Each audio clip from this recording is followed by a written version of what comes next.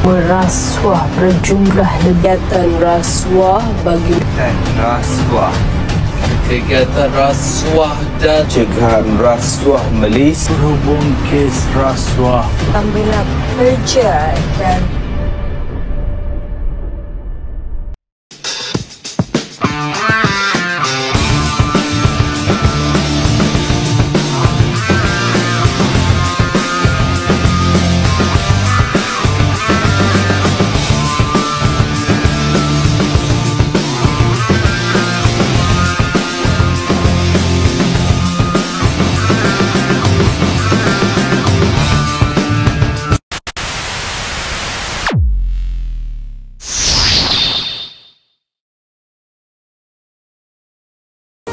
Izzah seorang graduan universiti yang baru lepasan ijazah dan tidak mempunyai pengalaman kerja. Sudah beberapa kali dia menghadiri sesi temudega di pelbagai syarikat, namun nasib masih tidak menyebelahinya. Kegagalan demi kegagalan membuatkan Izzah semakin tertekan dan hilang keyakinan diri. Dalam keadaan terdesak, dia meluahkan kebimbangannya kepada ibunya Iman yang bertekad untuk melakukan apa sahaja demi melihat anaknya mendapatkan pekerjaan. Tekanan yang dirasai oleh Izzah dan keinginan Iman untuk membantu menjadi titik permulaan kepada insiden yang melibatkan amalan rasuah dalam pengambilan kerja.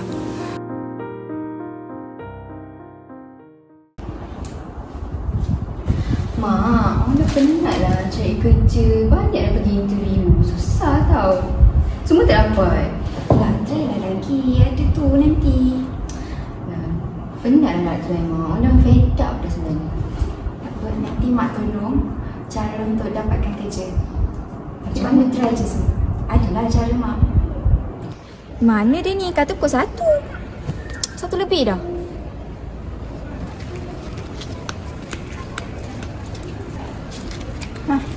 Mana kau ni lambatnya? Sorry, aku ada hal tadi. Kenapa kau nak jumpa aku ni? Aku nak tanya, syarikat kau ada buat interview kan? Minggu depan. Apa? Mana macam mana kau tahu?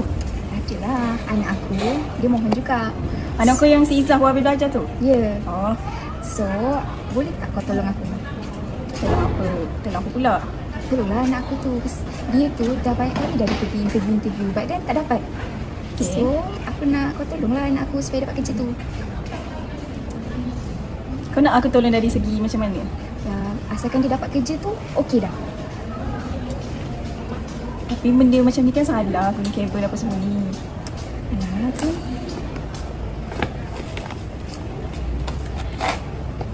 Kau tahu kan benda macam ni salah? Kita kan kenal lama dah. Tolonglah anak aku. Inilah salah satu contoh rasuah yang terjadi dalam masyarakat sekarang. Contoh-contoh rasuah yang lain ialah contohnya duit kopi, masukkan maklumat untuk kepentingan diri. Punca-punca ni berlaku sebab tak ada integriti dalam diri. Contoh punca lain sebab bersikap tamak, kepentingan diri sendiri. Inilah masyarakat sekarang. Kerja nak senang je. Guna kabel nak dapatkan kerja. Ish. Challenge seterusnya. Assalamualaikum. Okey, silakan duduk. Ni resume saya. Okey, Cik Izzah, perkenalkan diri anda. Nama saya Izzah. Umur 20. Saya stay dekat KL. Baik Cik Izzah, ceritakan tentang pengalaman kerja awak sebelum ini. Pengalaman bekerja saya, sebenarnya saya tak ada lagi pengalaman sebab saya baru habis belajar. Okey Cik Izzah, kenapa awak rasa awak layak untuk kerja dekat company ni? Saya rasa mungkin sebab saya mungkin sebab saya cepat belajar. Lagi? Kita boleh nanti kat sini kot. Okey Cik Izzah, itu je untuk hari ni. Terima kasih. Apa-apa makluman kita akan call lepas ni. Okey, terima kasih. Sama-sama. Aku rasa kan Izzah tu bolehlah kerja kat sini. Kita boleh ambil dia. Izzah yang mana Alah, yang last tadi, yang last kita interview tadi. Oh, calon yang tergagal tadi tu. Kenapa kau rasa dia layak nak dapatkan kerja sini? memanglah dia baru habis belajar. Dia ada degree kot. Dia ada degree. Memanglah dia tak ada pengalaman. Tapi biasalah tu, kita yang kena bagi pengalaman kat dia orang. Kenapa kena ambil dia? Banyak lagi calon lain yang bagus daripada dia. Kau tak tengok ke result dia bagus Dia dah budak Universiti Malaya. Takkanlah ambil pasal dia Universiti Malaya je. Boleh, kita boleh. Dia kan cakap tadi yang dia cepat pick up. Tak nak, aku tak nak ambil dia. Boleh, aku yakin dengan budak ni. Aku yakin dengan budak si Izzah ni. Tak apalah, nanti kita bincang dengan HR lain macam mana. Okay. Ya Allah, Mak. Awak tak sangka yang awak dapat kerja interview hari tu? Mak dah cakap dah. Awak mesti boleh punya. Thank you. Izzah kan? Ya saya. Ni bos suruh awak buat report ni. Siapkan by today tau. Okey. Boleh? Boleh. Okay. Banyak ni.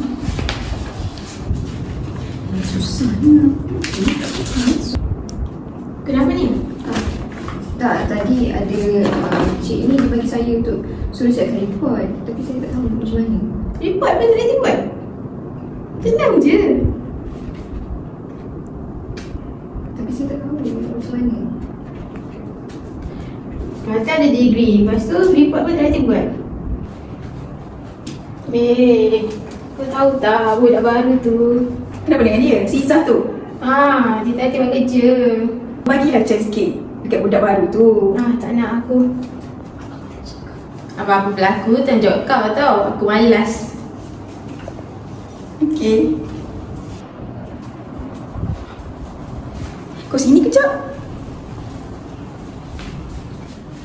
Kau tak nama kau dah naik. Dia cakap kau tak reti buat kerja. Kau tak payahlah malukan aku. Aku ambil kau kerja ni pun sebab mak kau tau. Patutlah kau nak sangat budak ni. Nah, aku dah ada bukti. Siaplah kau. Ya, ada apa? Saya nak buat laporan. Silakan duduk. Laporan berkenaan HR Alina. Dia ambil rasuah. Awak ada apa-apa bukti tak yang boleh menyokong kenyataan awak ni? Saya ada bukti sebab saya dengar perbualan dia orang itu. Dia ambil rasuah untuk mengambil bekerja masa tu? Saya akan pastikan pihak pengurusan akan bertindakan tertib terhadap semua yang berkaitan. Apabila anda nampak atau mengalami situasi begini, kita sebagai masyarakat mempunyai tanggungjawab untuk membuat laporan kepada pihak berwajib. Kita haruslah sama-sama bekerjasama membanteras gejala rasuah ini dari terus berleluasa. Tindakan Fana membuat laporan adalah langkah yang tepat untuk memulihkan integriti organisasi dan memastikan keadilan ditegakkan. Kenapa Puan nak jumpa aku? Kau ada buat salah apa? Ya Puan, kenapa Puan nak jumpa saya? Silakan duduk. Saya nak tanya pasal perkara. Saya ada terima laporan menyatakan yang awak ambil rasuah. Jadi saya nak tanya pada awak sendiri, betul ke? Mana ada Puan, takkan saya nak buat benda-benda macam tu. Okey, kalau awak dah cakap macam tu, sebenarnya laporan tu berserta dengan bukti yang menunjukkan awak ambil rasuah berdasarkan percakapan awak dengan budak baru tu, si Izzah. Jadi saya nak tanya awak, betul ke dalam video tu awak? Betul Puan, dalam video saya. Saya minta maaf Puan. Pihak pengurusan dah bercadang untuk mengambil tindakan tata tertib ke awak. Jadi saya terpaksa untuk gantung awak kerja selama seminggu. Sepandai-pandai tupan lompat akhirnya jatuh ke tanah juga. Itulah yang terjadi kepada Fadlina. Fadlina dikenakan tindakan tata tertib yang menjejaskan kejayaan dan reputasinya. Tindakan tidak beretika ini bukan sahaja mencalahkan imej profesionalnya, malah dia memberi kesan yang buruk kepada organisasi secara keseluruhan. Kepercayaan dalam sistem pengambilan pekerja terjejas dan ini akan mengakibatkan calon-calon yang lebih layak dinafikan peluang mereka. Oleh itu, penting untuk kita mengamalkan integriti dan memastikan proses pengambilan kerja dijalankan secara adil dan terus demi kebaikan semua pihak. Di Malaysia, kesalahan menerima rasuah di bawah Akta Suruhanjaya Pencegahan Rasuah Malaysia 2009 dalam kurungan 694 memperuntukkan tindakan terhadap individu yang menerima rasuah sebagai balasan untuk melakukan perbuatan yang bertentangan dengan tugas rasmi mereka.